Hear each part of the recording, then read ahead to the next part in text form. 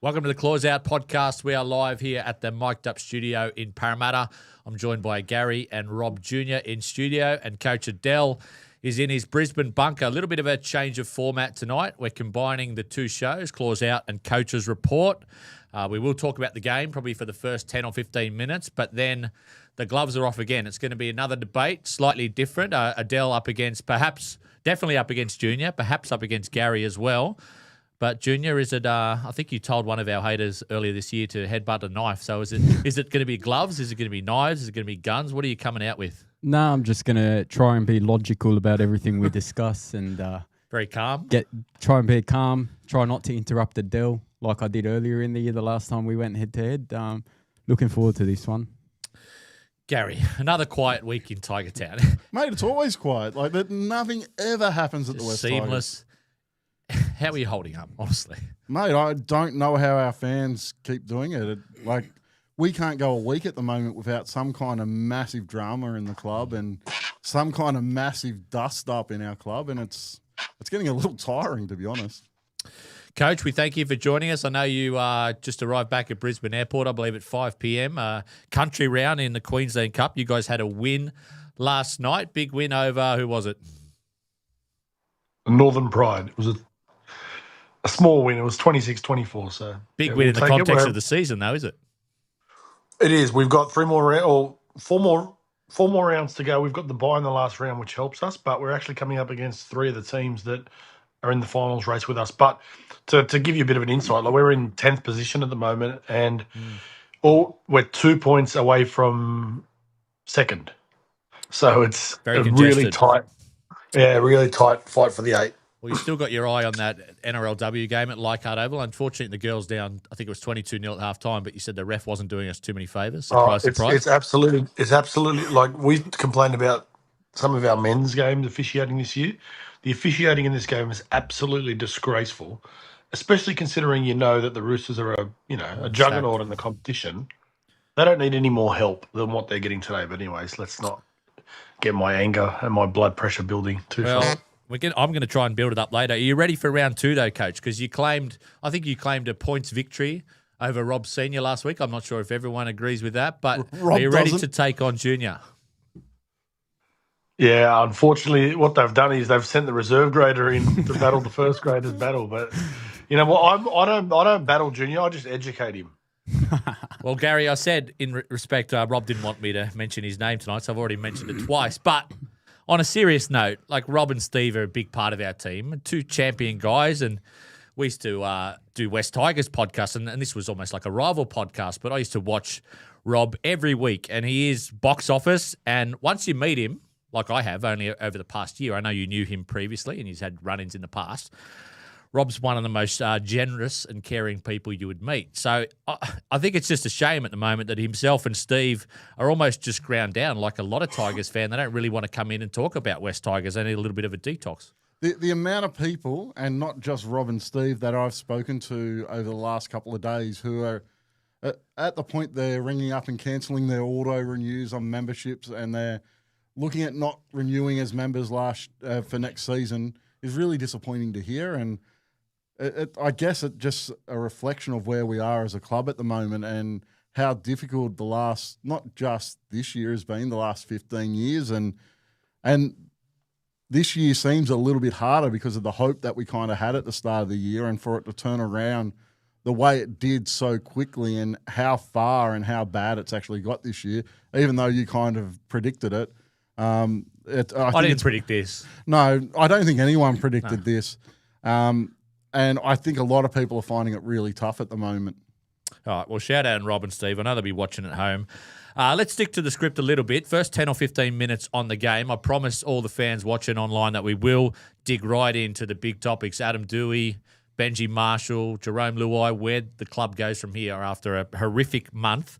But like a Tiger moment, Junior.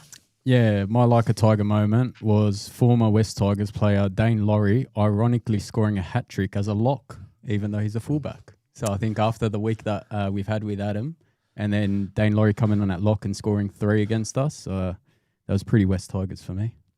Yeah, I'm just going to go with Javon Andrews making his debut.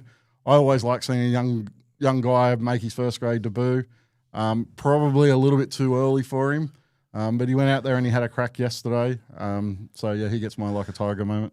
Coach, you can give a like a tiger moment if you want off the back of this question, but I guess when you have a week like that of turmoil, it can go one of two ways. Sometimes it galvanises teams and they use a siege mentality, or other times the resistance is not very much once you get punched in the face. And was that the case in Canberra yesterday in that 56-10 loss? Well, you're asking me a bit of a loaded question because I could probably answer it in a topic that we're going to get to pretty soon. But my like a tiger moment was our first 40-20 of the year. Being kicked by Uppy Coruscant out of dummy half. So that was my like a tiger moment. But yeah, that's going to be all answered with the Adam stuff, mate. Because at the end of the day, it all falls back onto one thing for me. You know, no point flogging a dead horse. Main emotion, Junior, watching that game, was it sort of hopelessness? Did you expect it, or were you angry, or a little bit of indifference, or you're just numb to it like I am now? A little bit numb, but sort of expected it after the week that happened. I think our playing group's shown anytime there's noise in the media, we don't really put a good performance in after it. So, yeah, sort of expected this one.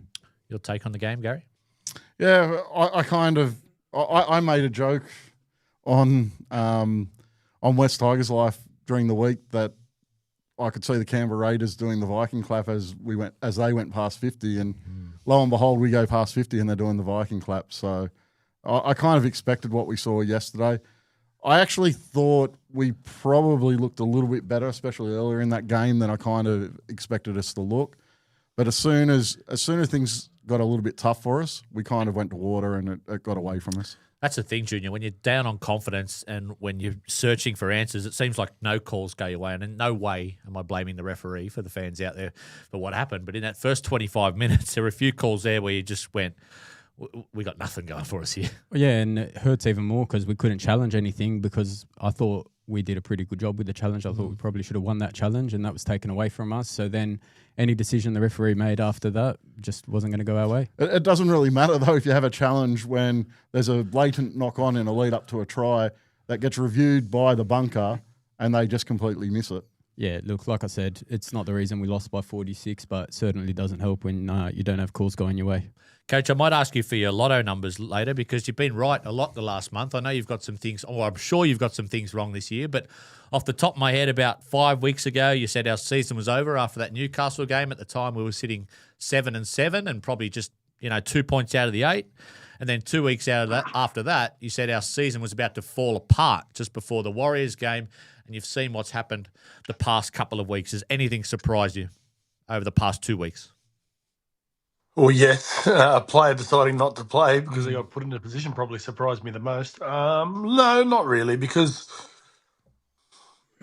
I'm not going to say players have checked out. I'm going to say players have turned up to a game looking to compete, and the moment things started to get tough, I think they've taken their foot off the gas a little bit and accepted the fact that it's not going to be such a big deal. I also think a lot of players know that a lot of the blame is going to the guys that are getting paid big money at the moment. So Jerome are copping a lot of the heat. Doesn't matter what happens with a result. Like I did end up watching the game this afternoon because I did see some comments and some things about certain individuals. So I thought to myself, well, I better watch it. So I watched the first half on the bus this morning, and then I watched the second half this afternoon. So I just wanted to see some certain things, but it almost looks like to me, once we're behind, there's no resilience to sort of hold a bit of pride in our performance, and that's a concern for me.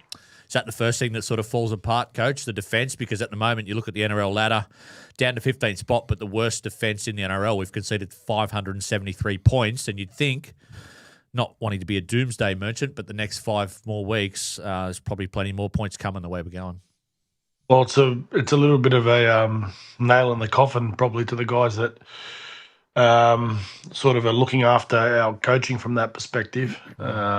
You've got to be able to do a better job in making sure that as the season goes on, our defence gets better, not the other way around. So, yeah, I feel a little bit sorry for those guys because, as coaches, you don't always have the answers. But I heard Brad Fittler talking about it this morning that he was in that situation as a head coach, and he said, you know all the answers in your head, but you actually can't do anything about it once you're sort of rolling down the hill. So, yeah, look, the only people that can sort us out at the moment are the players, and they're not doing that. So that's going to be on them. It's a frustrating thing, Junior, because you see sides like in a similar position on the ladder to us, like Bulldogs, Raiders, Storm, still really fighting for their season and almost even like getting better as the season goes on. That's something I'd often wish that we would do, is just gradually get a little bit better. But with the amount of noise and the amount of shit going on at the moment, it's just not going to happen. Yeah, well, like I said earlier, it's just we don't handle that adversity well when there's media noise. And Adel just pointed out about how once we're down on the scoreboard, it just seems to all fall apart from there. And that's complete opposite of what happened the first 9 rounds of the season, where in 4 of those games we're down 12-0 after about 10 minutes and still pulled through for some wins. We'll touch into it later when we talk about Adam, Jerome, Benji. But yeah, to me, that just shows the playing group probably isn't as tight as what we saw in the first 10 weeks of the comp. And that's the disappointing part. Javon's debut, what did you make of it? He had some good moments. I thought his kicking game was quite good. He got a nice high, long kick on him. A few defensive areas. They really targeted that gap between him and Roberts throughout the game and took advantage of that a number of times. Both he and Roberts had a few issues. But he's a young guy making his debut and he got through the game and I thought he did okay. He wasn't anything outstanding, but he was in a side that got beat 56-10. So, Coach, I'll let you launch into the Adam stuff in a minute, but just on the selection itself of Javon, was that a tricky game to debut him in, or every game in the NRL is going to be tough? No, I mean at this time of year it was going to be the same thing. I mean we're rolling down a hill. So if you're going to do it, doesn't matter what game you play him in. Again, we've had this discussion privately. Would I have played him? Probably not. I would have lent towards probably bringing him to start next year. But I can I'm not in a position where I've got the pressure on my back, so I can understand why you would want to do something. And knowing what we know now. Well, it's obviously seemed like Benji wanted to try to unlock our attack a little bit. So, yeah. What do you do if you're Benji just on a team selection for the rest of the season in terms of the young guys, Coach? Because you've got Haywood, you've got Javon yesterday, you've got Makasini who didn't play yesterday. Do you think about putting all of them away for the rest of the season if it's going to be heavy losses, or do you think learning in first grade is potentially better, even if it's losses, than going back to State Cup? No matter what, you are picking a team every single week to win a football game. That's all that matters. I mean, the fans turn up every week to watch the game. We've got a couple of home games. I think we've got one more home game, maybe, or two. 2 more. Our fans are going to be they're going to be at the game. They're going to pay their money, not to go watch us practice for next year or the future. They're there to watch us win a game of football this week. And if you look back at all the good clubs, and I'm sure we're going to talk about this because we're going to talk about it with Jerome, like some of the most ridiculous comments I've ever heard about him not playing because he's not going to be with us next year. The good clubs don't do that. You tell me another club that's done that. That dickhead that came in our show last year, David Riccio, tried to use Parramatta as an example with Dylan Brown last year. How did that work for Parramatta? Someone tell me. Gary? Anyways. We'll get. I'm ready. I'm ready. Our senior players, Gary, it's a tough one because there's obviously individual accountability for every player out there.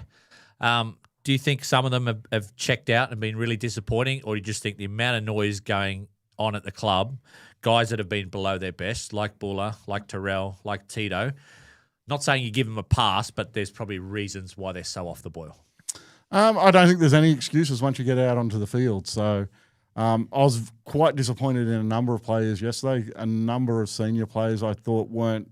I saw stuff from them I didn't think I'd see. There was a couple of occasions yesterday where I didn't think Luai, for example, turned and chased on one of the tries where the winger came infield and improved the position. There was 3 other players who didn't chase as well, so I don't want to just single him out. Seyfarth was the actual only one that chased. Efforts like that, I didn't think I'd see from him while he was playing for our club. I wouldn't be dropping him either. But I think they're things that has creeped into our game over the past month that I don't like seeing. I agree with Adel. You have to put your best side out on the field. You have to win over the closing months of the competition, not just for the fans' sake, but to build momentum. Build momentum into the off-season to actually create some positivity around your club heading into the off-season. At the moment, we're heading into the off-season, and myself as a fan, I'm looking at next season and I can't get excited about next season where we're sitting right now. I look at our squad and it's like you can't argue that it's not as weak a squad going into next season than what we had this year. And for me, that's why it's really important to finish the year off strongly, why it's really important to put your best team out there, and it's really important to win games. Because not just for fans, but for the players, for the coaching staff, you need to be moving forward. And at this point, it doesn't look like we're moving forward. I'm not saying I agree with this, Junior, but I'm going to try and ask questions tonight that the fans out there are asking. Like some of those guys, Jareem, Tito, Terrell, big re-signings a couple of months ago. Like Terrell's fallen off the face of the earth, his form. So is Tito, I'd argue, and Jareem not so much, but has been disappointing the last few weeks. Where are they at? I think I answered it last week when we were on StreamYard, but I got told I was making excuses for these players because, you know, if they're playing, they're meant to be perfect from some of our viewers. Terrell, I think he's been overworked because he's been carrying the workload of a pack that's been heavily injured. So he's had to do a lot more than what was Can't probably be an excuse planned. like the first 15 minutes of a game, though, Not an can it? excuse, but like we saw at the back end of last year, once he had played 80 minutes each week to halfway through the season, we saw a huge drop-off in the second half of the season from him. We saw it again this year where, you know, we were playing him 55, 60 minutes at the start. He was playing great. Then we had all those injuries and we asked him to play more minutes. With Jareem, I would assume that the shoulder is playing some sort of a part in his form. I feel like he's not attacking the line the way he used to. I've spoken about how deep he is on the back of shape. I didn't think he used to be that deep when we'd run our shape in the past. So I think that's been a slight change, but they're just things that I'm noticing. I don't know why it's happening. I don't know if that's how we're being coached, if that's just what he sees fit because of an injury he's carrying. I'm not sure. I've got, like I said, I can sit here and try and make excuses for the players, but at the end of the day, we're just putting in shit each week, and I'll put it down to just us not being able to handle external factors better. Last one on the game, Gary. Any positives? I got 3-2-1. You don't have to give one, but was anyone stand out yesterday? Look, I watched the game at the Summerhill Hotel yesterday, and I wasn't very happy with what we saw out in the field. It's real. What I will say is our shape did look better. Our movement looked better. We're offloading more. They're all positives. We attacked the game in a better way. But as soon as the adversity hit, as soon as things started to go against us, we fell apart. So I think what I saw early was much better than what we're seeing in a month of football. But we just had no resilience yesterday, and it's probably the worst I've seen us react to difficult circumstances in a long time. So while there were some positives, they were far outweighed by how we fell apart. All right, let's move on. Some big picture stuff. 2 weeks ago, Coach, I nearly spat out my Gatorade, so I've bought a bigger bucket of Gatorade today, or whatever it's called, Maximus, or crap. We had a very heated debate last week with Senior. Senior put up a staunch defence of Adam, and so did Junior in one of the midweek shows. Little did we know that Thursday last week, all hell would break loose, and reports emerged that Adam Dewey had pulled out of the game against Canberra on Saturday, allegedly because he wasn't going to be halfback, or perhaps, if you read some of the reports in the papers, some big picture stuff, standards dropping, lack of professionals at the club, and he didn't want to be the fall guy for that. Your reaction to hearing about Adam Dewey pulling out of the game against Canberra, Coach? Look, it's hard because I have to preface this by saying we don't know all the information. Okay, we've received a whole heap in the media, and I've taken note to what Benji said in the press conference, because to me Benji was pretty clear from his angle what the situation was. I want to start by saying, hang on, I don't even know where to start on this. So first of all, it's unacceptable. I don't care what other reasons and some of the garbage from the media and some of certain individuals in the media, especially some people who we obviously know are notorious for hating the club or have a little bit of an allegiance to the management of Dewey or his camp, have sort of tried to sugarcoat this. I can't believe we've got a player who's decided he's not going to play. That's the thing that doesn't register in my mind. Well, I don't think it's happened before in the NRL that we know of, do we? Well, Luciano Leilua told, I think it was Dean Young, it was reported, and I think they confirmed it. He told Dean Young early in the year, I'd rather play reserve grade than play first grade if you're going to put me in the 19 and not put me on. Okay. But I know that happened. So if we're going to compare it, that's probably the one you compare it to. But look, I can understand Benji defending that because Benji did come out and say that you got to respect that. You know, we're people and we've got feelings and all that sort of stuff. I don't have a problem with like that. If you want to go down that path, it's almost like I don't agree with it. I think it's selfish. I think it's cowardly to not play. But in the same time, if you genuinely are mentally not in the space to play, sweet, don't play. The problem I have is this. Who has broken the story? Who's been the one reporting everything? It's been David Riccio. Now, if you go back to everything that's been reported about Adam doing in the last 3 or 4 years, that's been breaking news. It's come from David Riccio. It's actually So funny. basically He was doing a Triple M thing with James Graham today, I think it was, or yesterday, and he actually inadvertently said Adam said, and then he changed it to say or James said, and I thought, are you suggesting that Adam's been leaking stuff potentially to Riccio and the journos? Well, it's been. I mean, I've got a pretty good memory when it comes to a lot of that sort of stuff, and he's been his biggest defender. And at the same time, like I said, every breaking news that's come out of to do with Adam, David Riccio has been the one breaking it. So what we know is, and we know that David Riccio was very defensive of the Galvin situation last year with Adam's management team as well. So to me, that's the big problem. The fact that not only did it happen on Thursday afternoon we knew. So I'm not going to say Adam directly, but Adam's camp has leaked it all. And the reason we know that is because everything we're getting is Adam's version and Adam's defense. That's the problem. To me, that's the biggest problem in all this. Is not only have you done this, you know what this means when you go and sabotage our club and everything. And this is the bullshit I hear from people about he loves the club. No. He loves himself first, which you're supposed to love yourself first. I don't think anyone should love a club more than they love themselves or put themselves first. But don't you sell me the bullshit that he loves the club, because this has been, of all the weeks we've had this year, of all the bullshit we've had in the last couple of years, this is the most controversial. This is worse than Galvin. And if we all go back to the Galvin situation last year, what was the biggest problem we all had with Galvin? It was the fact that he disrespected the coach. Adam has done the same thing. It's simple as that. I'll come back to you, Coach. Junior, you said, I think last week, that no one's got a bigger heart than Adam, and if everyone wanted to win as much as him, we'd be a better club. Do you stand by that, given what's happened this week? I do, but I do agree with Adel that refusing to play, if what's reported is true, and Adam has refused to play simply because he was being moved to lock, I also agree with Adel that is unacceptable. You play where a coach tells you to play, regardless of whether you feel you're going to improve the team in that position or not.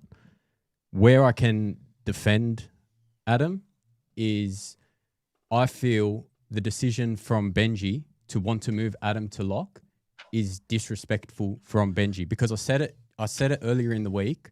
If anyone currently at our club that can play 7 or 6 has earned their right to play in one of those two positions, it's Adam Dwayhe, and that includes Jerome Luai. Okay? If Benji wants to accommodate for Javon Andrews because he thinks Javon will spark the attack, well, that's fine. Javon's a left-sided half. Luai's a left-sided half. You would think that you'd move the bloke that's not going to be in your club in 5 weeks' time to accommodate for the guy that you want to bring through. Now, going back even past that, to Adele's point of, no, you put your best side forward. Well, if we're putting our best side forward, then once AD beats the charge at the judiciary, Javon's not making his debut anymore. Adam and Jerome are being named in the halves. It's as simple as that. I don't accept Adam's decision to not play, but I also don't accept Benji's decision to try and turn Adam into a lock. The best we've looked in attack over the last month is the start of the second half against the Bulldogs, when we had Latu Fainu playing that lock role in the middle, and we had two halves playing a little bit wider outside him. Latu Fainu's not available at the moment. If Benji's plan is to try and have a 3-pronged sort of attack, in my opinion, Adam Dewey's the best guy to play in that lock role and try and recreate that sort of three-pronged attack and push those halves a little bit wider.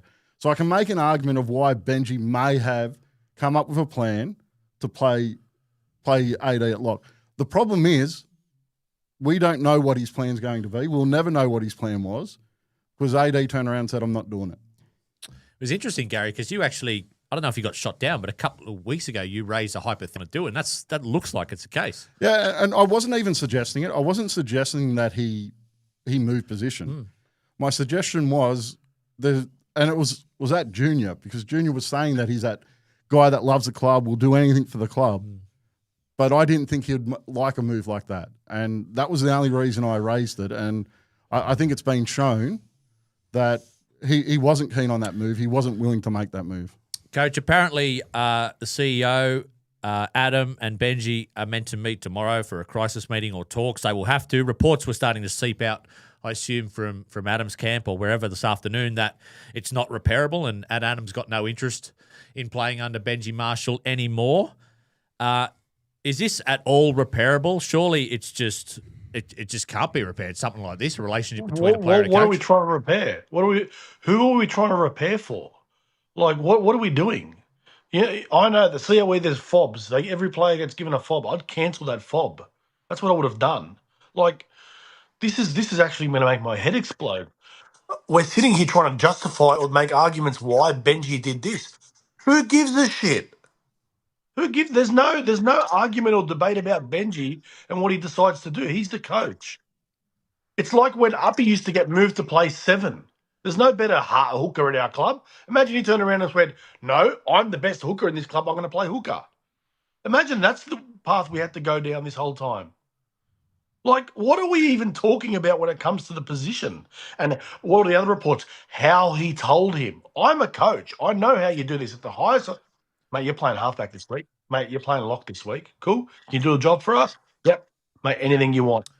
Well, for Coach, my teammates, I'm here. Can I just pull you up on that? Because that I found that interesting, the timing of it, because they obviously challenged at the judiciary Adam's case, but Adam was named in the 22. And we don't know this, it's speculation, but if Benji was to tell him after he got off on the judiciary that you're going to be playing lock or whatever, or coming off the bench, surely that's poor management from Benji Marshall. In what sense? What do you mean? Well, I'm just saying if his plan was to play Adam at lock, he should have told him on Monday, regardless of the judiciary charge. If you get off Adam, this is the plan, because the reaction on Wednesday or Thursday seemed to be very extreme or unexpected. Well, it's two different. Hang on a sec. It's two things. One, he doesn't owe anybody anything. That's the first thing. The second thing is it's two different plans. You can't because don't forget, when you plan for your week, you're planning on Monday. You're not going to know the judicial result until Wednesday. True. So really, it's literally two different types of teams you're going to have if Adam's available, because Latu's not available, and I think Gary mentioned that before. So you're going to prepare like he's not playing, because what we know about the judiciary, and I'm stand corrected, 90-something% don't get overturned, right? So he would have prepared like this is what's going to be our team this week. But if Adam does get off, that's why he named him. If he wasn't going to play him at all, he would have not named him in the 22. Again, he doesn't owe anybody anything in regards to that. As soon as as far as I'm concerned, and this is from the reports, he did know beforehand, because we started to hear that also he knew he had a sense it was going to happen. And again, all we're hearing is from Adam's side of the camp. Like, I think the club and Benji have been very respectful in all of this, in how they've done things. We haven't heard anything negative from about Adam besides what Noddy came out and said about the past. So I think the club has been really respectful and haven't aired any dirty laundry in regards to some of the stuff that's happened in the past. So again, my question is, what do we think Benji owes anybody in that club? Nothing. Adel, I think what Eddie's asking, but the way he told Adam, he's trying to say Tuesday he's going to judiciary. Monday, we all know he's been charged. As a coach, should Benji have said, this is the team we're running out under the assumption Adam and Latu are getting suspended? However, if they get off, this is the contingency. Adam's going to come back in here, or Adam's going to play lock, or whatever. You don't do that. No, you just wing it on the go, yeah? No, because you have your own plans amongst your coaches. You don't talk to the players about it because you don't. Because what do you do then? You tell the players, you tell Javon, mate, only if this happens, that happens, and that happens, you're not going to play. Like, what if Latu got off as well? I just thought, Like, I don't want to go conspiracy theory, but I thought, or some people out there might think, and I don't agree with Adam on this, I'm just posing the question that maybe Benji was trying to put off the bad news to Adam. And if Adam was at the judiciary and got charged and suspended, he wouldn't have to give him that bad news. Is that smart coaching, or did that come back to bite him? Depends on what's been happening the last couple of weeks. I mean, a garbage coach like me has been watching Adam the last couple of weeks and watching his efforts and some of the things he's been doing.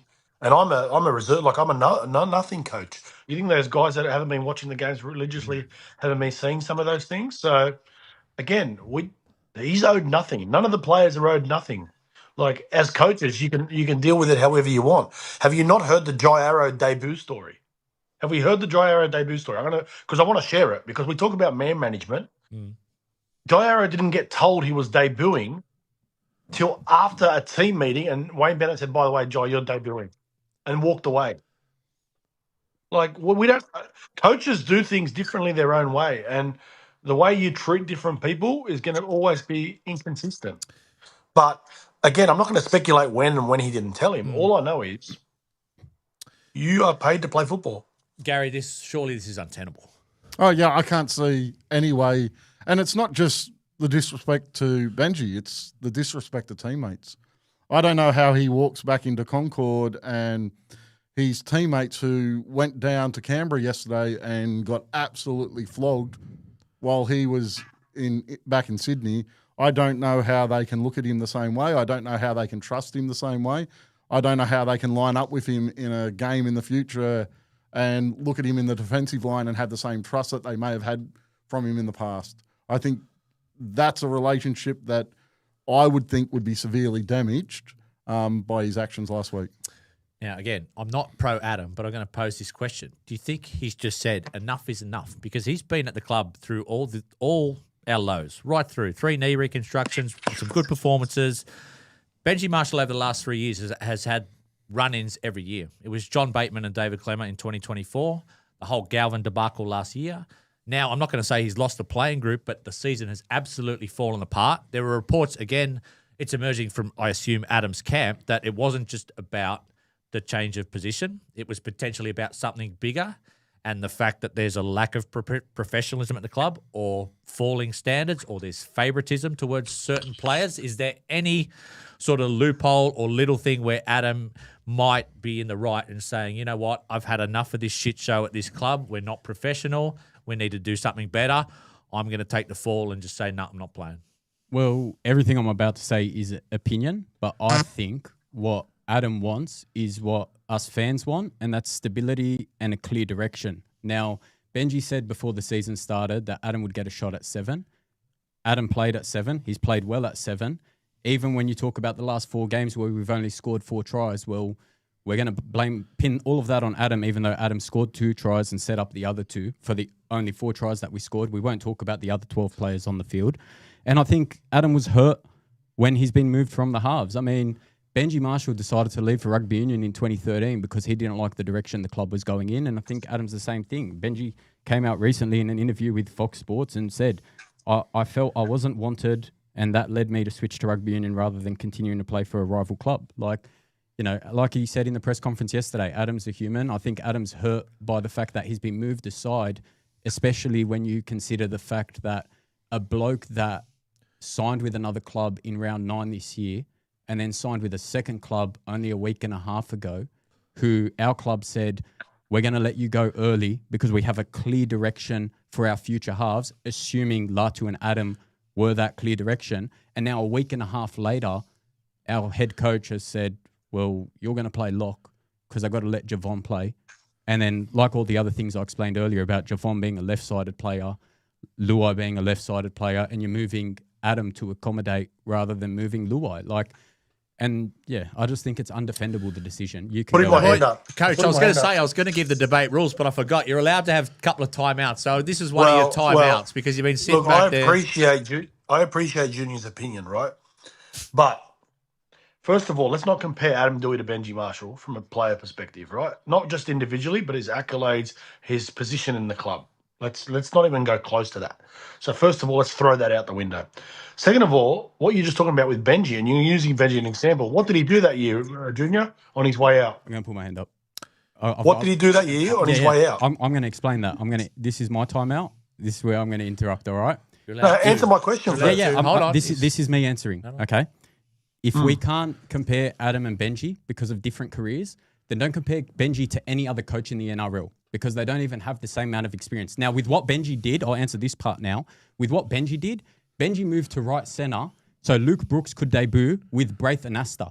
Why didn't Braith Anasta get moved? I'll tell you why, because Benji was the bloke that was leaving the club. That's why they moved him into a different position, because he was off to Auckland. So instead of moving Braith Anasta, who could have played second row, because he played second row when he kicked that field goal against us in 2010, they decided we're going to move the guy that has no importance in 3 weeks' time to our club, because he's leaving, to accommodate for the future. So if we're going to accommodate for Javon the future, move the guy that's gone in 5 weeks in Jerome Luai. Were you there? Did you make the decision with the coaches? I didn't make the decision, but that was the decision that was made by Mick Potter in round 24 against St. George. Did Mick Potter say that Benji Marshall was going to play centre because he's leaving? No, well, why didn't he move Braith Anasta? Braith Anasta could have played lock. He could have played back row. Speculating. Do you know who our back rowers were that day, Adel? Do you know who our back rowers were that day? I'll tell you. Sure, it's a great team. I'll tell you. Our back rowers were Curtis Sirenen and Ben Murdoch-Masala, and our lock was Liam Fulton. How come one of them didn't move to a different position in the forward pack for Braith Anasta? Because at that time, actually, if you want to give you a point, Curtis Sirenen and Ben Murdoch-Masala were on their way up, and they were actually decent back rows for us at that stage. But and don't worry about moving and juggling. This is when you coach, you don't pick a team position wise, right? You pick the best team to try to win a game. You put the best players in the team, and then you go, okay, well, how can we fit everybody in? Why do we automatically think, or why is the theory Adam got hurt because he got moved? We're not looking at the other 12. Who blamed? I don't see anyone blaming Adam for us winning or losing. My opinion, as you say, Junior, is Benji decided, let's get all our eggs in one basket. You know, sometimes in basketball, they say you can't have too many shooters or too many people that want to hold the ball in their hand. But sometimes you go, well, you know what? Screw it. I'll just put them all on the court at the same time. Yeah. Or in soccer, you make changes at the back end of a game and you take a defender off and put a striker on because you want to score goals. You know, is Benji not allowed to coach all of a sudden? Does Adam want to be our coach? This is all literally blowing my mind that there's even any minute defense of Adam when it comes to why did Benji make these decisions? What we're questioning his selections. Can anybody actually understand that that's unacceptable? Like, the greatest players in our game have been put in that position before and have never said they don't want to play. Like, I was going to say, that not comprehensible? I was going to say to Gary, because do you think Adam would be regretting, because he's always been a headstrong guy and he sometimes leads our press conferences when the club's been under the pump in the past, and he does a good job at that. But some of the backlash that Coach mentioned, Andrew Johns, Brad Fittler, Nathan Hindmarsh, I've seen Matty Johns, it's almost to a man. They're saying you can't do what he did. Do you think he would be looking back and embarrassed at that, or do you think it was a calculated move, potentially by his manager, to get him out of the club? Ultimately, the decision not to play a game sits on the player. I don't think you can sit there and say, oh, my manager advised me not to play. No, you have to make that decision not to play. And the reports coming out from Riccio and those types of guys who are aligned to Moses about it being a stand for the club and him wanting to improve the club. What garbage. Almost painting him as a saviour, that he's stood down from a game to save the club, is absolute nonsense and can't be let stand. I thought that was very airy-fairy. There was nothing concrete there, like I'm standing down because of standards and professionalism. It sounded like to me that he didn't expect the backlash that came from forward players. To me, and 90% of the fan base. Sounds to me like crisis management PR. Let's go out there and paint it as he's doing it for the club. No, you're not doing it for the club. If that was what you really wanted, You do that behind closed doors. You speak to the coach. You speak to the club that we've got to fix these things up. He's a leader of the club. He's been in the leadership group for a number of years. You do it through the proper channels, and you go to Canberra and you play a football game. You don't sorry, Gary. It's just, I mean, the other part of it is, and I mean this respectfully, Adam is not in the top 100 players in the competition. If Nathan Cleary did that at Penrith, that has a stance, right? If someone like Payne Haas did that at Brisbane, when Brisbane were going like shit, you could almost sit there and go, well, at least it's someone of Payne Haas's stature. Like, respectfully to Adam, he doesn't have that stature, one in the game and one at our club. Like, he's been good for us this year. He's been our best player. I said to you individually, he's been our best player this year. And he was good for us at the back end of last year. And he was like, solid for us last year. But does that entitle you to do something like this? Like, I still don't understand the motive behind it. It's got to be, but this doesn't make sense to me. If it's you want to leave, I'm sure if you just ask the club, you'll be able to. Like, we'd be happy to. And let it you damages go. your brand, Adel. Like, this action damages your saleability to your next club. You know what, though? It damaged Galvin, but he got what he wanted. This is Different He already had stages that in his lined career. Different stages in his career. Yep. and Like Galvin. Sonny Bill salvaged himself. All these guys. When you do it at a young age, you can be, judged as you're young. But not at this age. Did Benji pull this move? Because I don't think he would do it if it was just like for a week or two. I think he's probably pulled this move with a view that he doesn't see Adam in the halves next year, or was it simply just to get us going because we've scored 22 points in 4 weeks and he wants to mix things up? Well, again, I'm speculating. I think he wants Adam long-term to be the 13. I think he wants to bring through Javon and Latu. But again, that's just complete speculation. I have no inside information. It would answer all the cryptic stuff that Riccio's saying about there's bigger underlying issues. I think that the fact that it's not just for 1 week, that it's probably part of the long-term plan, that's what's upsetting Adam. I just think he's lost complete faith in Benji as a coach and the direction in which he's taken this club. I mean, we've had change after change and, like I said earlier, we need some stability. So I don't know what's going on, but sorry. See ya. What would you be doing, Gary? I mean, it looks like it's probably untenable. But let's say he comes into training tomorrow back at work. If you were Benji Marshall, would you be saying, mate, you can work your way back through reserve grade, or you're going to play exactly where I would tell you to at lock, or are you back into halfback, which I think he can't do that. He just can't do that. Oh, he wouldn't be at the club for mine. So Tomorrow. From tomorrow, I don't see a future. I don't see how that relationship works. I don't see how the relationship with the players work. I don't see how the relationship with the fan base works. I don't see how any of that is kind of repairable at this point. I think it's all gone too far. You don't walk out and miss a game. All right. Any other takes on Adam, Coach, before we move on? Because we're going to talk about Benji Marshall.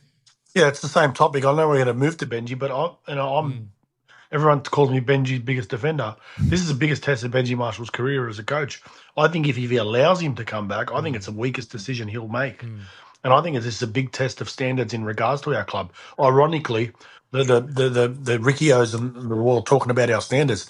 This is when we're going to learn about our standards, because if you can accept this and he walks into Monday at training, and I don't care which player's on his side, that's the other part that I'm really filthy about, that, it was obviously leaked from the Dewey camp about other players, so throwing under other players involved in it, saying they complain and all this sort of stuff.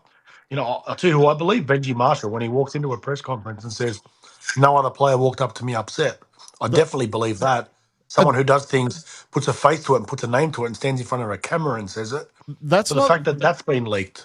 That's not the first time that there's been a leak from a Moses player, when the same thing happened with Galvin last year, where a number of other young players had issues leaked as well, that they'd gone to the Players Association about coaching at the club. So it's not the first time it's come out in relation to Moses clients. Benji Marshall Jr., he looked a broken man at that press conference. It was hard to watch, actually, because not only did he have a shocking flu, you could tell during the week his voice was gone, but sitting on that bench in Canberra, it would have been about -2 wind chill factor, and watching your team get flogged and having to face the music at the press conference. And that Fox journo, Jake Duke, he did his job. He asked the tough questions. But, I mean, is he sinking at the moment? Are you worried that he's sinking and potentially should we get rid of him at the end of the year if we keep sinking? The thing that's upset me the most about this whole situation is on every pod throughout the year, anytime my father's criticised Benji Marshall, I've basically said, you've just got to sit back and trust. He knows what he's doing. Because for me, Benji's biggest asset as a coach is his ability to unite the playing group. And this is the second season in a row where the players aren't playing for him. They're not playing for each other. There was the Galvin thing last year. There was the Luai thing earlier this season. Bateman in 2024. Well, 3 years in a row then. I realised yesterday for the first time, as someone who grew up with Benji Marshall as their favourite player ever, that the person I thought was going to be the saviour for the West Tigers, the person I thought was going to make us see finals for the first time in over 15 years, I've realised he's not up to it. I mean, you look at our roster, the roster that he's put together, mind you, including the depth. If any of the other coaches that we have sacked in the last 10 years had this roster, I'd argue we would be playing finals football. But surely that's half a tick to him that he's been able to assemble a roster because Michael Maguire, Jason Taylor, Ivan Cleary were not able to attract a good roster. And do what? We're going to come 16th. Like we're literally going to come second last. He's got a spine of Bulla, Luai, Adam, and Coruscant. He had a back row. Granted, there've been injuries, I understand. He's had a back row of Fainu and Kai Pearce-Paul. He's had Twal playing the best footy of his life this year. Again, granted, there's been injuries. He's had Terrell May at prop. He's got Taylor May as one centre. He's meant to have one of the youngest and best rookie prospects in Hamasi Makasini, who looks completely shot and beat this year. Like, just look at the team selections that he's made. Tell me how any of these makes sense. Like, I know. Like Which I said, everything. Adam refusing to play is unacceptable, right? But let's criticize Adel. Let's critique Benji as a coachee with the team that he's had named this week to take on the Raiders. Yeah, he named Tavana on the wing instead of Skelton. Okay, he's put Tupu. Good decision. Yeah, great decision. Tavana was fucking amazing, jumping for a bomb 10 meters out from our line like he was bloody an AFL player, only to lead for their first try of the game. I wouldn't want to have Skelton on the edge defending against, jamming in against Ethan Strange, because that wouldn't scare Strange at all, knowing that he might break a rib with Skelton flying in. Tavana's much scarier. He had Tupu on the left wing, even though we praised Benji for the 2 games. Toa played on the left wing really well. He played Taruva at left centre for the first time in his career. Every time he's filled in at centre for us, he's been a right centre. And he had Makasini in the 20 jersey.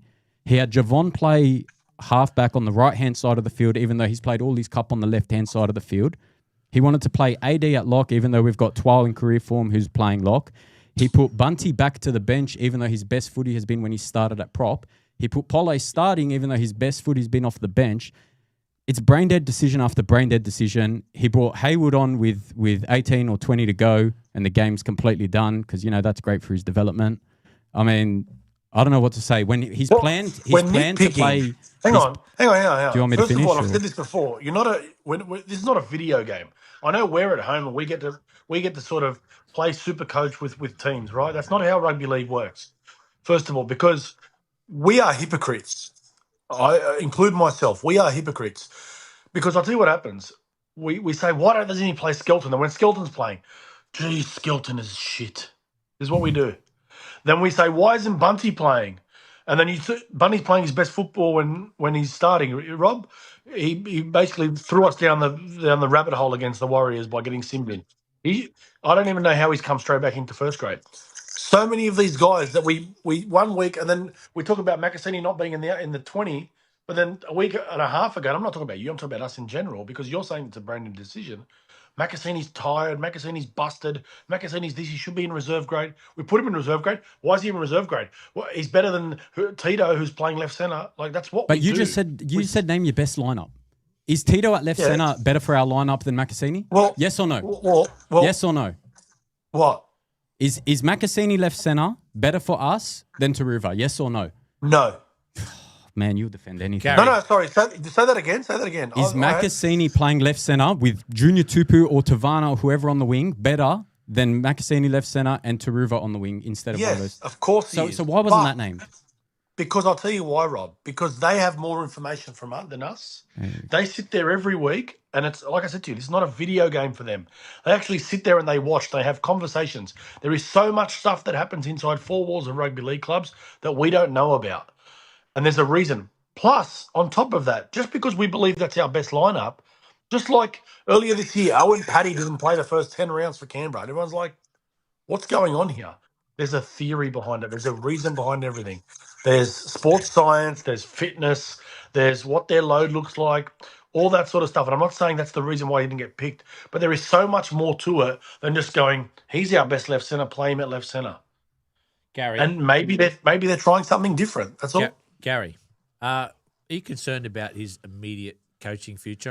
I'm talking next year. Could he be gone? Because you can't go on, like Adel said, you got a contract until 2030, which is security. But if you go on 10, 12, 14 game losing streaks, coaches just get fired. So, like, he's built this roster. I think it's built an okay roster. But if his best player that he signed, Luai, has said, I'm out of here. I know it's different circumstances with PNG.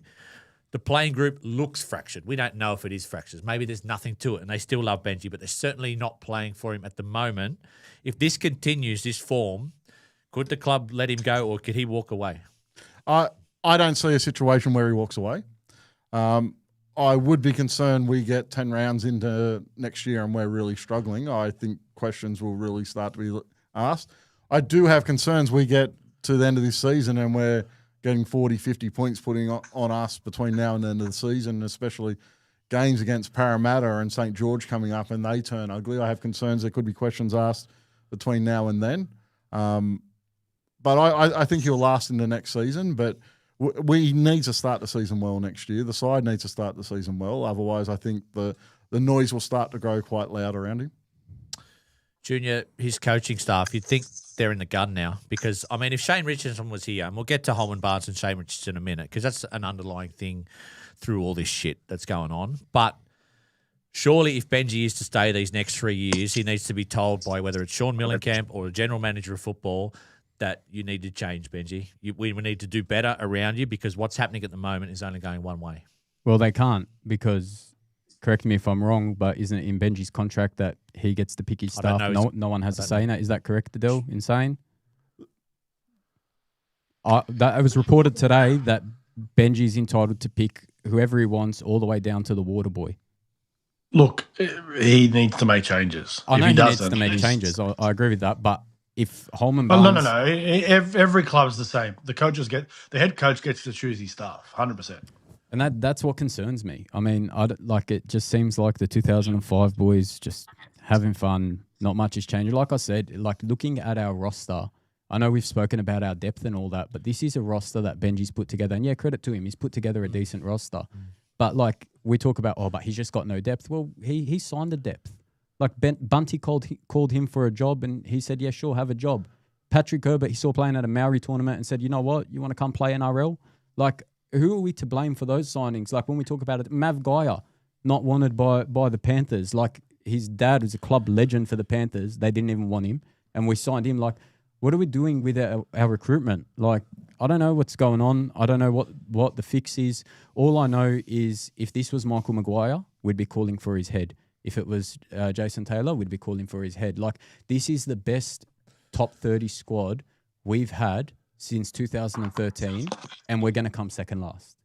No noise, injuries, we're going to come second last with the best. Top 18, Rob. So, top 18. It's the best top 18 we've had. Yeah, but again, he's picked those players. He's the one that's given extensions to Heath Mason. He's the one that signed Maverick Guy, Ethan Roberts, Bunty Afoa, Patrick. He signed these guys. No one, or is it Shannon Gallen's fault? Like, whose fault is it? No. Benji signs off on it, and this is like, who's the other one to exhibit? Like, the Broncos are very similar, right? Those bottom end players, like, look at the Broncos. Once they went past their depth, they struggled, right? Because we have to overpay so many of our top end, it means your bottom end have to be. So that's the thing. When we extend people, it's because they're juggling the pieces of the salary cap. And let's say Heath Mason's on $150,000 a year, which he could be on minimum. He's going to be close to that, right? You know that what other players that are going to accept $150,000, are they going to be better or worse than Heath Mason? I dare say they're going to be around the same level or worse. Not many players in the competition. Now, some clubs get it right and get it wrong and find some diamonds in the rough.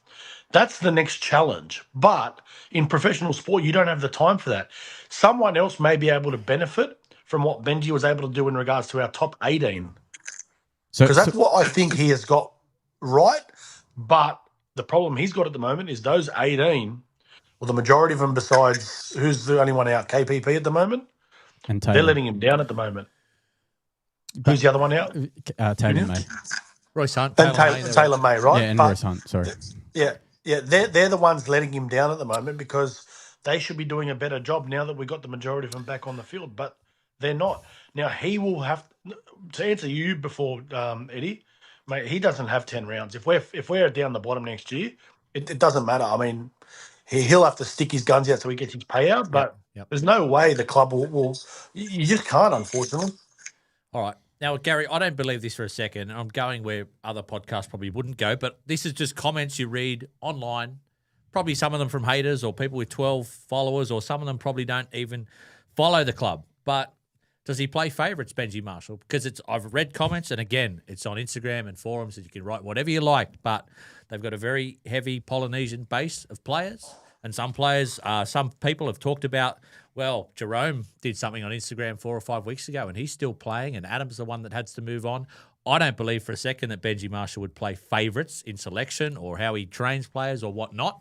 But is that something as a 3-year coach that he has to look at and go, every year I've had dramas with my playing group? I think to a certain extent, all coaches play favourites. I'm going to take the race kind of angle out of it because I don't think it's a race angle, but I think all coaches will see something in a player that they like, and maybe so no one else sees that, or they have a trait that they like and they pick them because of that trait. I think Alex Seyfarth over time's been a player who, because of his work ethic off the field and what he puts in at training, he's a bit of a favourite of, it hasn't just been Benji, of other coaches as well. And so I think there 100% is across most coaches. I don't think it's like a school classroom where a teacher's supposed to treat all kids the same. I don't think a football club's like that. I think, most definitely, I think every coach has bias towards certain players. I don't think it really comes down to race in many occasions. I'm not saying it does. I'm just reading some of the comments that are out there. Eddie, you know what? It's actually a very good point you make because, and it is important what you said. Like, a lot of people won't touch on this subject, but there is a big perception out there that we have too many Pacific Islander players. I've heard it from people up here in rugby league who have talked to me about it. Some of those people being Pacific Islanders, they've actually said to me that our squad probably has too many Pacific Islander players, and the theory is, and I don't care, I'll say it openly, is you've got to have some white boys mixed in there. That's the way it's given to people about these clubs. Now, if you want to go down that path, that's fine. You can have that opinion and you can think it. The problem is for us, let's say you want to have that theory and you think to yourself, I only want our squad to have 60% Pacific Islander players. Let's just presume you want to do that. You still got to be able to sign people to come into your club. Why have we attracted the type of player we've attracted? Potentially because we've got a Māori coach who can attract those boys who are, I guess, can be relatable to him. Now, there's going to be pros and cons to that. I have no doubt about it. But to talk about favourites, the one thing I know about Benji Marshall's best friend is Lebanese. So if anyone wants to go down that path in regards to favouritism and when it comes to Islanders and race, well, that gets knocked on the head very quickly. But let's not ignore the fact that it's now people are starting to comment on social media, and it is a thing where people are commenting that they think our squad has got too many Pacific Islander players. Just let's change tack to the ownership of this club, and this might be your time to have your rant, because I even get the shits a little bit when our fans, and I'm probably guilty of it as well, have a go at the 2005 crew, because I think they're the only guys in 25 years at this club that have actually achieved something and had some success. The ownership has been consistent through 25 years. We've had a lot of very good players and very good coaches, premiership-winning coaches, come through this club, and fans continue to blame players and coaches. But Holman Barnes, back in December, made those decisions, which meant for the end of Shane Richardson. And Yeah, we had a dead cat bounce the first 8 weeks, but I reckon the seeds were sown for a complete shit show as soon as that happened. I agree with that 100%. The problem that looking from the outside into our club at the moment that I have with our club is you look across, and I'll avoid the word experience for you, Eddie, because I used that a couple of weeks ago, and you have a look at everyone in key positions in our club. Which word? You said unqualified, didn't you? Is that the word you're talking about? I said unqualified. That is the word I did use. I'll avoid the word. There surely are some unqualified people at Holman Barnes running football. 100%. But because of the actions of the Holman Barnes group back in December, I think inside our club at the moment, with Shane Richardson leaving the club, we have a lot of people in our club who are learning on the job. So if you look at key positions across our club, every single person in a key position, whether it be CEO, whether it be a coach, whether it be, they are all learning. Yeah, 100%. Head coach is part of it. And that's not necessarily a bad thing. You got to have people in your organisation who are learning on the job. It is a bad thing if it's everyone learning. But it's everyone in our club who is learning on the job. Well, it is. Yeah, I agree. Mate, 100%. Everyone. He was, I know, Adel, and I don't blame you for not liking Shane Richardson if he treated you poorly. I wouldn't like him either. But as soon as he left the club, I thought that was the one guy, one arsehole, whatever you want to call him, that would stand up to people and run his own highway and said it's my way or the highway. Because I guarantee you, if Adam Dewey went in on Wednesday and said to Shane Richardson, I'm going to do this, I reckon something else might happen. Yeah, I think a lot of the situations that are kind of blown up in the media around our club over the past 6 weeks, I think someone like Shane Richardson, and it doesn't necessarily have to be Shane Richardson, but a CEO with experience, and it's no disrespect to Sean, because I think he's going to make a wonderful CEO, but he's a guy who is in his first job in an NRL club. He was CEO of the Hunter Mariners, or not the Hunter Mariners, the Central Coast Mariners for 9 years. But we're in a position at our club where we've got everyone who is in their first role in the NRL. And for me, that's an issue inside the club. And that was solely created by a power play at the Holman Barnes Group. And really, they've put a board in place that is completely Holman Barnes Group controlled. So the West Tigers board is majority Holman Barnes Group, and really the NRL needs to come in, step in, and get us an independent board back like we had for all of 2025 until December. It seemed like, and I don't know this, but it just seemed that the Benji-Richo combination was like yin and yang, and it was working well. And Richo was almost his shield, and bringing in players in. But like Gary said, now you've got Benji and Sean. No disrespect to Sean, because I think he's interacting with fans, he's doing his best. But surely this club at the moment needs more football knowledge and experience in it, whether that's a general manager of football, whether that's the second CEO or whatever, someone or an experienced assistant coach to help Benji Marshall, because they look snowed under and just completely bereft of answers at the moment. Yeah, well, I'd like to think that the answer would be in an attacking coach, a better defensive coach, and stuff to do with actual football, because like I said earlier, Benji's best quality has been his ability to keep a locker room together. I know it's been derailed the last 3 seasons, as you pointed out, which is why I now have my doubts in him. But like Hodjo as an assistant coach, John Morris and Chris Heinington, I know Morris has some experience, but do Hodjo and Heinington have any experience previously before this club? And if so, what is it? Hodjo's had a number of roles. He was a reserve grade coach at West Magpie, so here. He went overseas and coached in the Super League. He was an assistant coach at the Wallabies as well. Yep. Defensive coach at the Wallabies. Did actually quite well there. So he does have some experience, and not a lot of it is successful experience. The other one that you're leaving out is our manager of football is Pat Richards. So I think an experienced manager of football to assist Benji and some help with more experienced assistants is definitely needed heading into next season. Coach, I don't know if you want to enter this part of the debate about Holman Barnes and ownership, but just like some of those names, like I said before, I get a little bit annoyed when people talk about our ex-players and coaches like they weren't good enough. Like guys like Andrew Webster, Todd Payton's kicking goals in the NRL now. Like even our players, Ben Teo, Andrew Fafita. Tigers fans thought, they're undisciplined players, get rid of them. They turned into champion players. Michael Maguire, Ivan Cleary, premiership winning coaches. Surely the common denominator is the way this club is run from the very top. I mean, well, they always say winning starts in the front office. So, I mean, yes, I mean, they have to take their own accountability in all this because, and you said it before, I don't like Richo. I just don't think Richo deserves all the outs we give him. Yep. In regards to, I still think he left when he shouldn't have left. He made a choice to leave. I don't think he was driven out. That's the only thing my perspective of it is. But I can't fully blame Holman Barnes Group. Like, you can give him small blame. I want to go back to a couple of points that were made a little bit earlier about Benji and about the Adam situation, and now Benji's been put in this situation with regards to the players. The other thing that Benji Marshall didn't know when he recruited this roster, I'm going to have a crack at Adam here again, just FYI for everybody, is he didn't know he had a number 7 that he has given all the opportunities to. He has offered him contracts after contracts, who, at the moment he didn't get what he wanted, was going to shit all over him the same way Galvin did and his team did last year. That's the part to me that I just can't get my head around in all this. That this has actually happened. It's almost like I'm pinching myself to say, has this week actually happened? Has a player actually done this to our club whilst we're on the way down and we're falling, we're about to get knocked out, and he just kicks us straight in the freaking jaw to make sure he finishes the job? That's what it feels like this week. Adel, the other question I have is, you're a coach, and like the club's just made a decision to release Luai from the last year of his contract.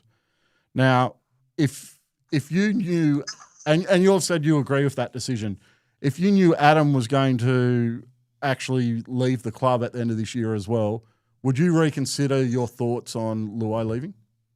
No, because I think that was a salary cap and a decision made around those young blokes. But again, I'm speculating that. So that's my theory around it. Look, I mean, I said to you 2 weeks ago that I would have, when I said, I think they made the right decision. Good point. Move Jerome on. I said, and I'd also move Adam on. I said, but that was because of certain things that I was starting to see. So I just think that the club, and I think I've talked about this before publicly on the podcast. Penrith did this. In their transition, they did it. They brought in James Maloney and these sort of guys and Josh Mansell, and then once they were done, they sort of moved them on. Like, you've got to keep turning your roster over. You can't just keep it the same and keep going over and over and over about it. And Penrith also got rid of a guy like Luke Lewis, who was like a foundation member of that squad at that point in time.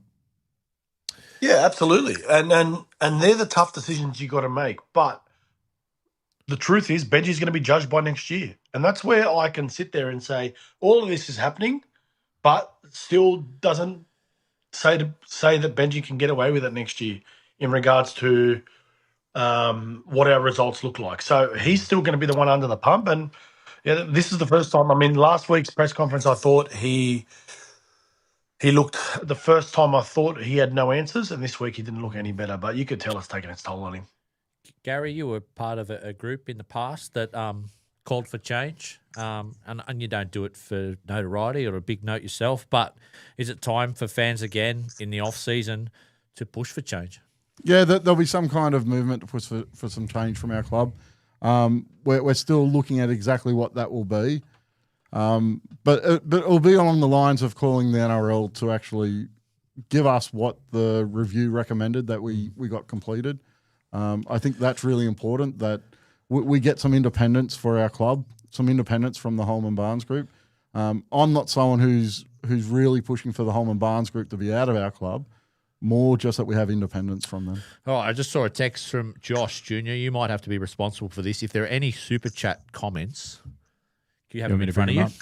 Do you want to read one or two of them out? And I don't know if they're questions or statements or whatnot. Get ready, Adel. They'll be all at you. Go on, Coach. Not really any questions, but guys, if you've got any questions, send them through. Yeah, go. Junior, is your wife Marissa? Yeah, what she commented. She read, I only watched this show for Rob Jr.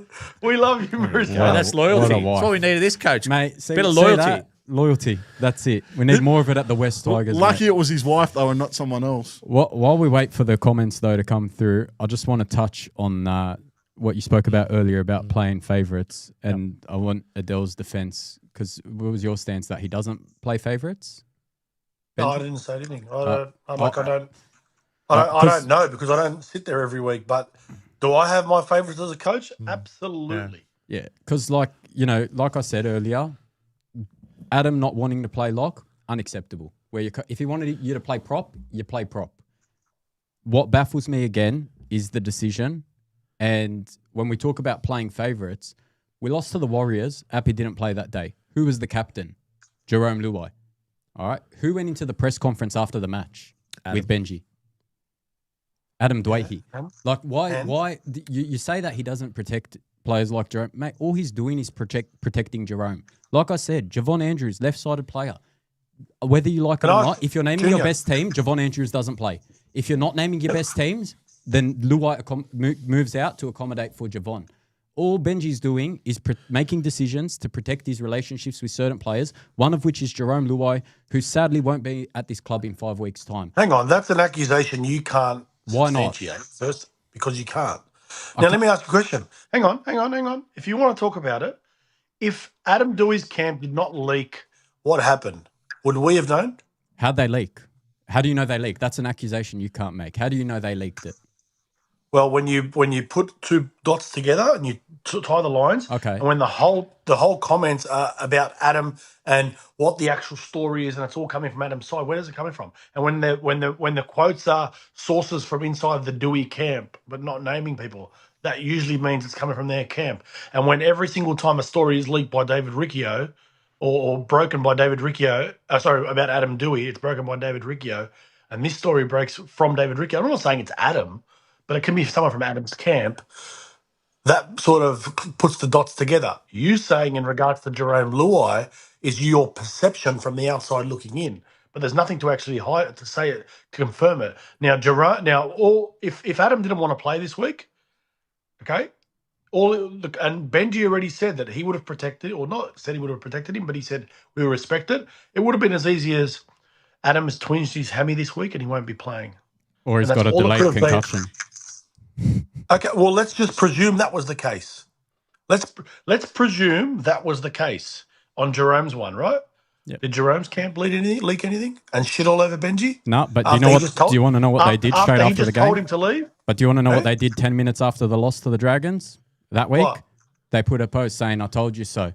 But it's going to be like I said, I don't agree with Adam choosing not to play. Let's make this very clear to everyone that's watching.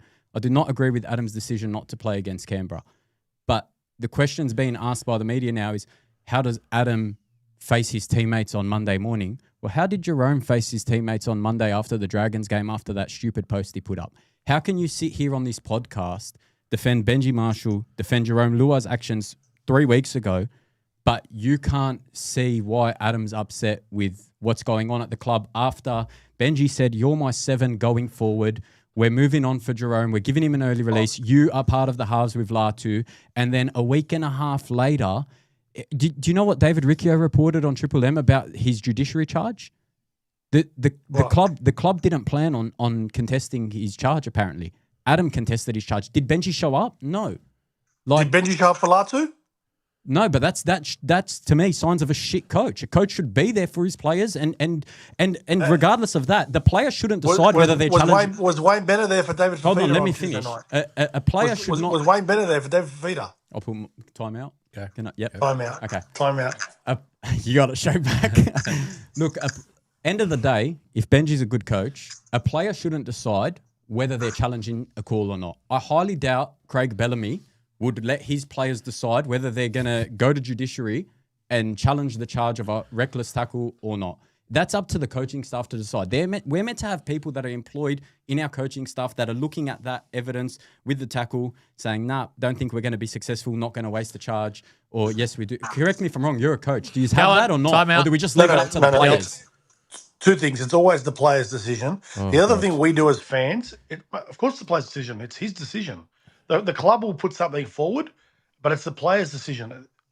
Because they have to pay. Don't forget, the players pay the fines when they get fined as well. Yeah, Ryan Madison said a couple of years ago he'd rather pay the fine than to cop the suspension. Correct. Would rather cop the suspension, pay the fine. I'll tell you what we do. And I jokingly said it to your dad the other day. We make fun of our club. We shit on our club as fans because we make decisions. But when other clubs do it, it's okay. Remember we shit on Benji for putting Uppy on the bench last week? What did Craig Bellamy do, everybody? By who? Grant was on the bench, yesterday. Harry Grant was on the bench for Melbourne on Friday night. Yep. Did anybody shit on Craig Bellamy for doing that? No. Gary, one of our super chat comments. So thank you. I think it's Shah Boogan sent these two in. Besides the obvious point of AD not accepting the role being ridiculous, couldn't it be as simple as Benji wanting them all on the field and AD has more positional flexibility than Luai? 100%. I think I said that earlier in the pod. I think if you're trying to get them all on the field, he would be my first choice to play that lock role. So I agree with that 100%. Shah Boogan also said, spending most of this podcast defending AD, then saying Benji should have made the 8 with a billion injuries is utterly insane work. I don't think we did say Benji should have made the 8. All I've done is defend Benji loss after loss with regards to injuries.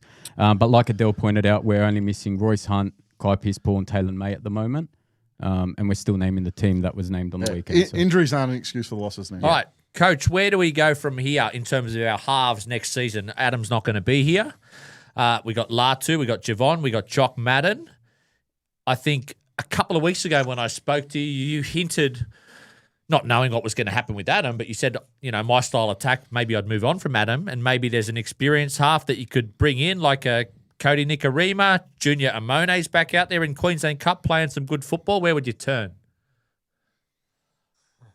I don't want to say this because our fans will absolutely lose it. You're going to say about it, though. Going from one polarising 5'8" to the other is the bloke I'd bring in for 1 year is Cody Walker. There's no chance he'd leave South, surely. Oh, I don't know about, but I know he's got a relationship with Benji. That's the bloke I'd bring in because I think he'll fix our attack. I think that's the type of player that, sadly, for our assistants, that can fix your attack shape on his own. He'll bring it. He'll dictate it. When you get a senior player like that, he'll actually have influence and leave a mark on when he leaves. And you're not going to pay him big money. You're just going to put him in, get our attack sort of going, play him every now and then just move him on after 1 year. It's a little bit of having that train the trainer type person to come in for a year and push him on. But the other thing I'm sitting there doing is I'm sitting there on the market talking to all the managers and saying, if anyone becomes available, we'll definitely have a look at him. I think we fall into this trap of, thinking that just because we've got Javon and we've got Latu and we've got these guys, that they've got to be our halves. Well, Brisbane have got 5 hookers and they're stockpiling and they're basically making sure that they're always going to have a quality hooker on the field. From our end, maybe that's what we need to do with our halves. Maybe grab 3 or 4 of the best halves in the competition. Canberra signed Ethan Sanders last year and they signed Kobe Black this year. Kobe Black's sitting playing New South Wales Cup. Highly touted halfback coming through the grades. Maybe that's what we do. We sign another good up-and-coming half to put him with Javon and Latu and see who wins that battle, and you just go off the back of it. But, that's for those guys to decide. That's their job. That's what they're paid for. But what we've learned about the NRL over the last couple of years is anything can happen and players become available very, very quickly. Well, I was going to say, Coach, someone might have told me, I can't remember who it was, that Junior Amone has the same manager as Benji Marshall. That is true. And look, he's actually turned a Wynnum side in the Queensland Cup. They were coming down the bottom of the table. They are the form team of the Queensland Cup at the moment, and it's all off the back of him. But he's a first grader. That's the thing. He is a genuine first grader. I think the St. George Dragons are absolutely crazy if they don't bring him back to the club. Now, I also think there's still an issue with the NRL. I don't think he's been cleared to come back to the NRL yet. So I'm not sure if that's a part of it as well. Gary, is it a worry that going into next year, we know they're highly talented youngsters, Latu and Javon. Obviously, Jock would still be there, but it's hard to see an NRL side rising quickly with 2 rookies in the halves. Really. Yeah, I have no desire to go into next season with 2 rookie halves. I would 100% be looking for someone to come in. Any names? No idea who to bring in, but I'm very reluctant going in with what we have. Junior, you've always got opinions. What's your opinion on the halves? If Adam's going, then I'll just run the 2 rookies and let it be, see what they can do, build up combination in the off-season and just run with it. Gary, some of the outside backs, I think we touched on at the start, but just quickly, Jareem, I mentioned 6-8 weeks ago I would have put him away for the rest of the year because he's playing with one shoulder, but his stats have fallen off a cliff. I know he's probably, at the mercy of what our forwards and our halves are doing, but we've signed him on big money. He's not living up to that at the moment. No, and I said earlier, once he's out on the field, there's no real excuses, but that shoulder has obviously hampered his game over the past, since he did it. Been very disappointing in the last few weeks. So I've been really worried in the Bulldogs and yesterday's Coach, game. that was bizarre yesterday for Jareem. There were some times where he was just letting the ball bounce. I know it was windy in Canberra, it would have been a nightmare catching the spirals, but I thought that was pretty poor for him. Oh, I sit in the same boat every week. If you're playing, you've got to be able to do the job. I have no doubt the medical staff would be having those conversations with him about whether he's being restricted or not. He'd be answering it like, no, I can play. So if you're playing, you've got to be able to do the job. Josh, if you can hear me, IbiDib4068, he's my mate. He's a Bulldogs fan and he's a massive hater. Block him as quick as you can because he's a hater and he's got no idea. Yeah, he was giving it to us at the chat at Summer Hill yesterday too. Yeah, he's got no idea. Yeah, I He's had a a couple of Bulldogs goes at him yesterday. Yeah, he's a Bulldogs fan. He's got no idea. Junior, that forward pack next year started like a house on fire the first 7 weeks. The line speed, the physicality they were playing. I know there's no KPP and no Royce Hunt, and some people probably think Royce Hunt is not a big loss, but I think Gary said he's our only impact player off the bench. Do we need to recruit or move some players on there? Yeah, we definitely need a recruit. I don't know if there's anyone I'd be moving on. I know Benji's a fan of Seyfarth and those effort plays and all the stuff that us spectators don't see apparently, but not a big fan of his. But yeah, definitely need some more depth. I think we've got some good props with, I know Dad doesn't like him, but I don't mind Pole. He's still young. I think people need to learn. Again, my biggest concern with the squad that we've got is how they're being coached and their development. I don't know what the answer is. But that's where I'd be paying most of our attention to. Gary, what's Sean's biggest job, either right now, or it's obviously sorting out the Adam shit now, but say once the season ends, what's his biggest job to get right for the start of next year? It's getting that coaching structure around Benji sorted out. Whether it's the GM of football or assistant coaches, that needs to be sorted out quick, smart. In the first week or two after the season ends, you want a plan in place. And they need I know Paddy's doing the job at the moment. I don't know if he's an interim general manager of football or it's official. I didn't see a big announcement about it. There was no announcement about it. I don't. He was just appointed to that role. That just needs to be sorted out, and the plan for next year needs to be in quick, smart, so they can start planning.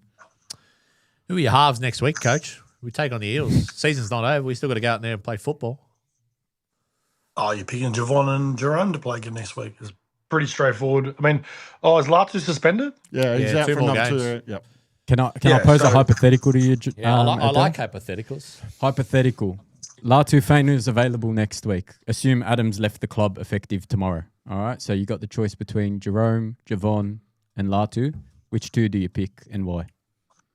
I think he'll pick what I believe. What two do you pick? What two do you pick? I pick Latu at 7 and Jerome at 6. You pick Jerome again after what you saw yesterday. Yeah. He was poor yesterday, Coach. That's okay. Okay. 6 missed tackles, kicked it dead on third, kicked it dead on first. If Adam Dwayne did that, you'd ask him to leave the club effective immediately. No, I wouldn't.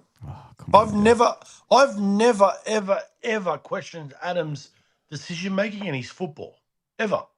Adel, the first bad game Adam had against the Dragons was straight after that game. The very next pod, you asked him to be moved from the halves. No. It was against the Warriors. That was after the pod. You got to have your facts, Junior. You got to have your facts with this sort of stuff. Yeah, sorry, the Warriors. Against the Dragons, I credited him for the 2 tries that we scored. What your dad had a go at me about. I hope you did. He scored them both. Yeah, what your dad had a go at me about. We'll have to go to the bunker. We'll have to go to the review. Gary, the bunker will get it wrong anyway. Rob's in the bunker tonight. You can't mention him. Oh yeah, sorry, Rob. Voldemort. Look, I've never. When it comes to football, I'm never going to criticise the players because it's tough enough to do the job that they do. I criticise them when they are doing things, and I've only really criticised, Adam in that one game. I haven't. I mean, what do people want me to do? What do the Adam stands want me to do? They want me to sit down and kiss his feet. Yeah, but I'm going to call it exactly how it is. But my question is, if you're going to call it exactly how it is with Adam, and if after one bad game you're going to call him out about that, how come we haven't mentioned anything about Jerome's game yesterday? Did you think Jerome had a good game yesterday? I didn't criticise Adam for playing bad against the Warriors. I criticised Adam for when a kick was put up on his side, he never even had an effort. When his teammate looked to put a kick for him, Adam never chased. What I criticised with Adam is that Adam started to play for Adam, and these are the stuff we've seen in the past for him. Now, even I seen someone comment about Jerome's efforts yesterday. Yeah. Like the one they said, the one where Sasangi makes the Sasangi break, scores. and then no, Kaya Week scores. I don't know. Oh, yeah, Kyle Weeks scores and Jerome's arguing with the ref for 30 metres while he's running and then stops running. Okay. First of all, let's not inflate things as Tigers fans about our own players. Jerome makes an effort. Okay. Jerome makes an effort. Hang on. Let's get this right, Jerome. And then Weeks goes to the outside of thing. Jerome was actually the only player that made the first effort. Then he gives up on the play. He does. And then he starts to argue. Yeah, because he knows he's beat. He's wasting energy if he keeps chasing. I'm not, no, but you're not supposed to. What you're supposed to do is you're supposed to get there, because if Jerome does make the tackle, then you've got to make an extra effort. So I will be critical of Jerome in a video session and say, not just Jerome, the whole team in that situation. But I'll tell you the difference, and I'm going to give you the difference between the two of them, is Adam against the Warriors wouldn't have even started to chase. And again, I'm only talking about that Warriors game. I'm not talking about like previously. Like, I don't know what more do you want me to say to you that he's been our best player individually this year. Like, what do you want me to say? He should be the New South Wales halfback? I'm not going to say that. I'm not going to tell you that he should be our halfback moving forward. I'm going to tell you exactly what I say. There's a reason I'm on here, and I'm allowed to say that. And I had people abusing me and threatening me and all that sort of stuff. First of all, the wrong person to threaten, first of all. Second of all, if you get upset about that sort of stuff, that's a you problem.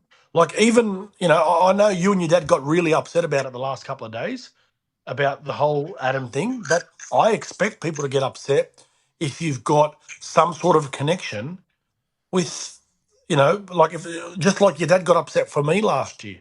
And I said this privately and I'm saying this publicly. Like, he got upset for me and really got the shits with the club the way I was treated at the back end of last year. So I expect that people are going to get upset, especially if you're friends with Adam, family with Adam, mates with Adam's family. I expect that. You should be upset for the person, for the individual, because to me, as much as we love our club, like if someone said to me the West Tigers or Rob Jr. tomorrow, I'm going to go Rob Jr. Like, that's the reality of life. Pick, man. I take the West Tigers, mate. My thing with Adam, again, like I said, Adam's actions are undefendable in terms of not wanting to play. What upset me wasn't Adam not playing and knowing Adam's, like, yeah, I love Adam. Like, that's public knowledge. I've always been a big fan of Adam.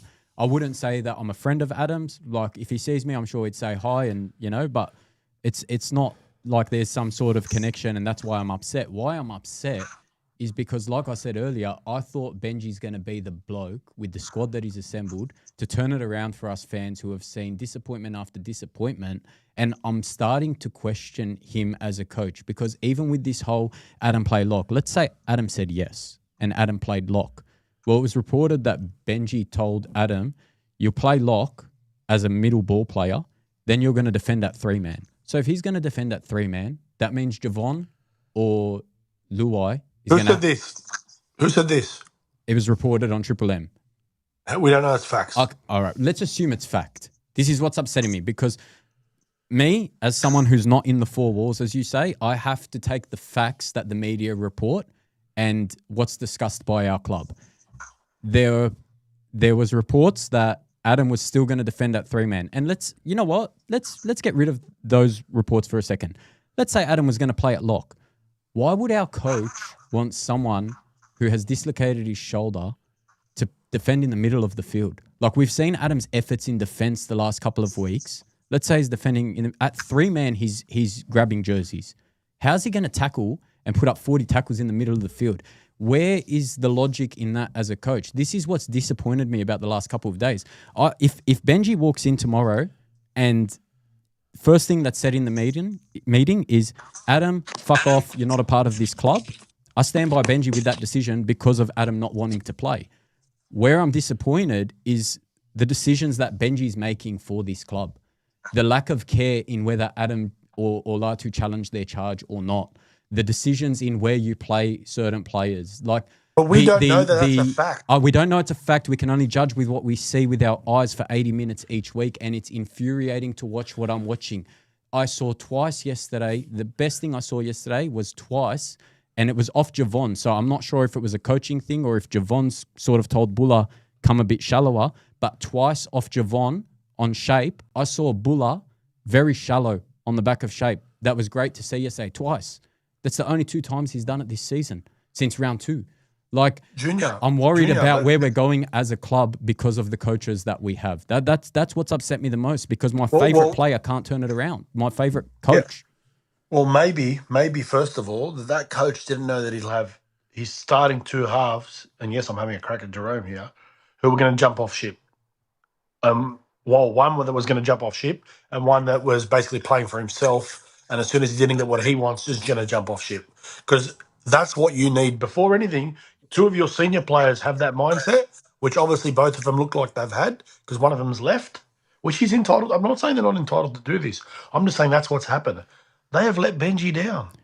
But how hasn't Benji let Adam down as well with the decision that he's made? Like, he's said to Adam, you're going to be my 7. Do you think when Benji Marshall sits down on Monday, this is how stupid it sounds. Not you. This is how the whole thing sounds. Yeah.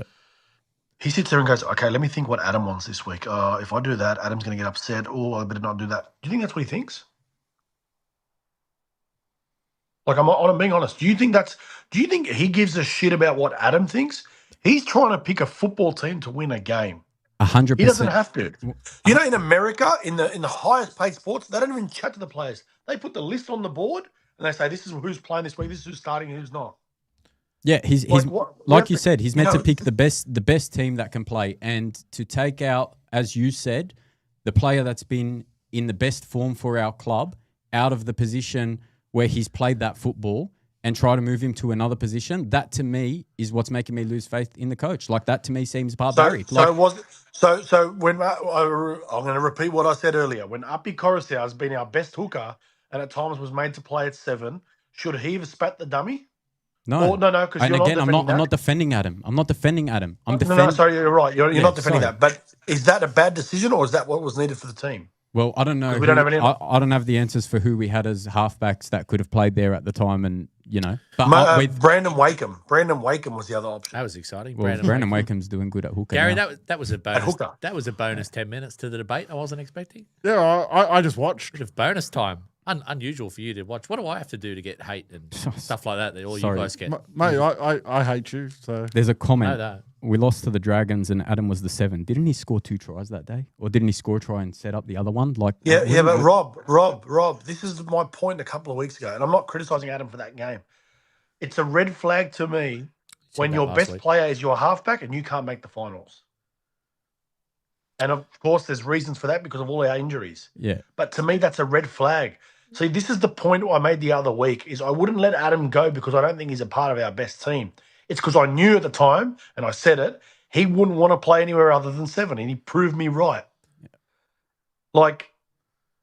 And there was a quote that was actually on social media today about Adam saying he thinks 13 suits him. This was, I think, last year. Maybe he got his feelings hurt about how Benji did it, but professional sport, you shut and you do it. Where will he end up, Gary? I like crystal balling. Surely he goes to Perth. At this point in time, I know you don't care, but I'm asking what you think. Yeah, with his behaviour last week, I see Perth as the only club that's probably desperate enough to take him on at this point in time. Don't care, or you think he'll go to a stronger club, or just take the money? I was just reading a comment, like, your 7 should be creating for those around them and not just doing everything themselves. Yeah, with Tony Suka and fucking Patrick Herbert outside him. Yeah, no. Gary, I don't ever like to tell... Seriously. Gary, I don't ever like to tell fans what to think. They can think what they like. They can say what they like within reason. But Benji said, stick with us. Is it starting to get a little hollow? As I said earlier, a guy I know today said to me, he's been a member since 2000. I've been a member since 2010, but I've only been to 2 games this year. I'm just numb to it, man. I've been a member since 2000, but a mate of mine who's been a member since 2000 is thinking about not renewing next year. So is that sort of junior next year, like where the rubber meets the road? Because Leichhardt Oval next year. That usually gets us a few wins and the hardcore fans. Maybe it'll be a year where we finally embraced Campbelltown and turned the page. But I just wish the season was ending now. I just don't think anything good's going to happen this next 5 or 6 weeks. No, I totally agree. And all I pray for next year is no half or player or anyone wanting out of the club. I think Benji's got a big job to do and the coaching staff in the off-season tactically. But on top of that, Benji's got to find something within to rebuild the chemistry of this group. Again, like I said, I don't like 2 rookie halves, but I feel like the only solution for Benji is to put your entire faith in Latu and Coach, Javon. what are you smirking at?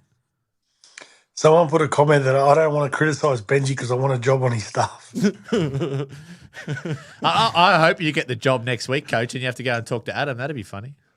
Which job where? West Tigers. They say you want the tech I, coach. I and would Adam never move back to Sydney, first of all. Oh, Second of all, here we Junior, go, who here are we all go. your mates?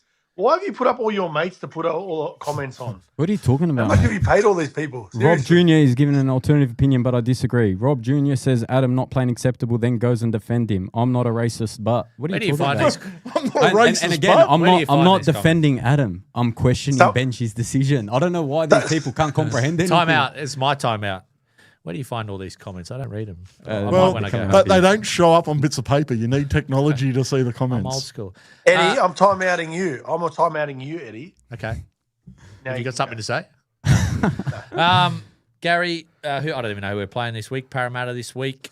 What happens? Does Benji make changes? Like my thing about I'm worried about playing younger guys for the rest of the year because I just think people that get you in this situation, could it be damaging for some of those young guys? What choice does he really have? There's not the depth Well, he's got a squad of 30, doesn't he?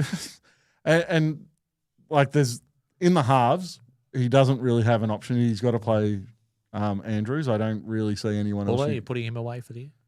I am. Not at this point in time. If he says he can play, he plays. I don't want to run. You're talking about not wanting to play young guys. You're going to run Heath Mason, are you? Look at these boys. They're just looking at this chat. This thing. There's people I rage don't know, baiting mate. you in the My chat. wife's There's about some to jump girl- in. there's some Angry girl that granny's calling me hands. I don't think there's any girl in Marissa's the going to chat. jump on soon. Yeah, there's some girl that's it's not Marissa that's talking well about Rob's Well, appearance. That's Anyway, I'm blushing, This guys. has been the movie length edition of the what podcast we want to go? What's it called? West Tigers TV. West Tigers, claws out, mate. Claws out. I was going to swear. Thank God we don't have to preview the game this week on Tuesday. there is I no don't want to preview. look at the game this No week. preview for the rest of the year, but West Tigers life, Gary. Is And I want to moving- get a start on that show. Sadly, it's on Tuesday night Is now. We're moving trying to to do Tuesday. cricket. Yeah, I because can't go on. once you said you're moving to Tuesday, we stole it and we didn't want you on. Okay. So you're going to be there Tuesday? Or no? I'll be No, there no. Tuesday night. All right. Well, thank you for tuning in, West Tigers fan. Thanks for your love and your hate and all your comments. We will be back next Sunday night for Claws Out and Coach's Report. sorry, Junior.